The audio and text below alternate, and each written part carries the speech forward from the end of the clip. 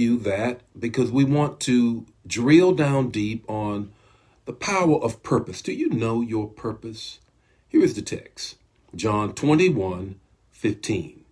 Jesus talking to Peter. Jesus said to Simon Peter, "Do you truly love me? Do you truly love me?" What's the context of the text? It's after Peter's denial, Jesus' crucifixion, his resurrection, and now we're into almost 50 days of Jesus being with them. He's fixed breakfast for them on the shores of the Sea of Galilee, caught the fish, fried the fish. They're sitting around, and everybody is thinking about, of course, what Peter did prior to the crucifixion. He denied Jesus. Now, here is Jesus about to try to drill down deep to help Peter arrive at his purpose. There's a power behind purpose. The first thing that I notice in this about Peter is that Peter has great perseverance. He has great perseverance. What does that mean? Peter has made some mistakes, but he has overcome all of the mistakes to find himself here at the seashore eating a fish breakfast with Jesus and dealing with his purpose. Jesus' questions is to help him get to his purpose. But before they can ever get to this place, Peter had to have perseverance. What are you talking about? Perseverance will help you overcome your mistakes.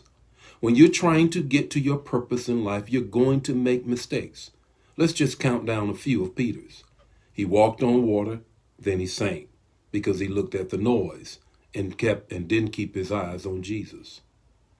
He came up to Jesus and said an awesome thing, says, "You are the Son of God," just before they went on the Mount of Transfiguration. And in the conversation that pursued after that, Jesus said, "Upon this rock, you're going to build his church and the gates of hell will not prevail."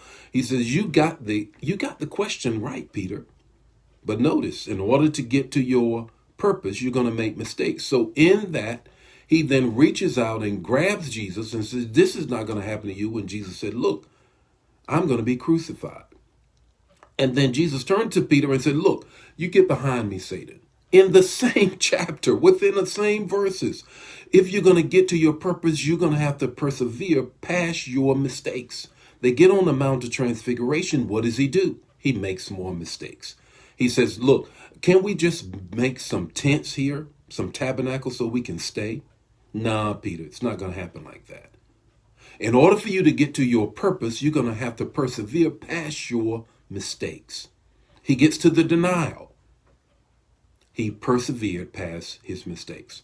There's a power of purpose, but you first of all got to understand that you got to persevere. The second thing is this: you got to have patience with yourself. In the midst of making mistakes, there's an easy way that you can just say, "Look, I'm going to give up. I'm throwing in the towel. I'm done with this." James tells us this in the first chapter. He says, "Let patience have its perfect work." Every one of us have to be patient with ourselves.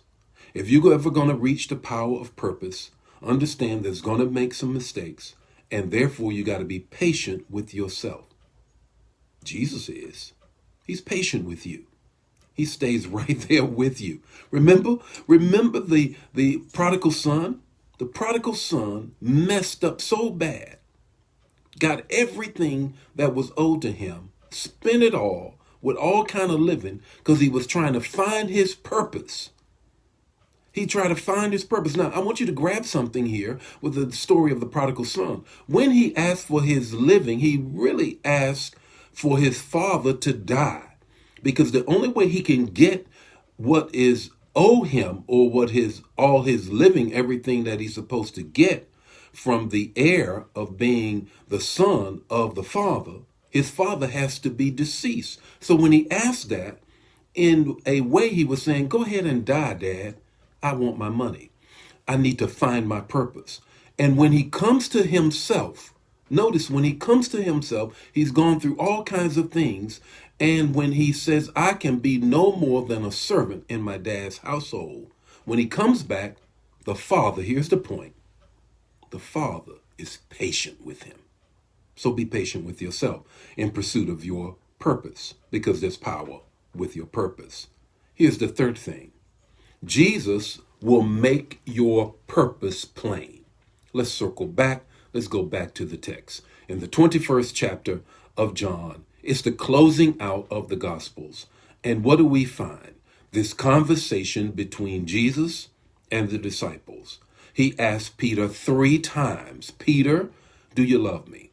Peter, do you really love me? Peter, what he's doing, he is helping Peter find his purpose by being persistent with his questions and causing Peter to have some introspection and some reflection in order to discover his purpose. When Peter discovers his purpose, what is his purpose? His purpose is the takeaway. The takeaway is this. Your purpose is always about serving others. Peter, I want you to feed my sheep. I want you to serve my sheep. I want you to care for my sheep. Many times what we do, we look for our purpose in a pursuit of being prosperous instead of pursuit of serving others. Your purpose will never be apart from serving others. Someone said, you can be great, but you can't be great by yourself. The Lord be with you today. May his face shine upon you as you find the power of your purpose in serving others. God bless you. See you tomorrow morning where we have open mic manna. And you know what we're going to talk about. Several things that are going on. And the main thing is, I want to just discuss a little bit about Paula White calling in Angels from Africa. God bless you. Bye now.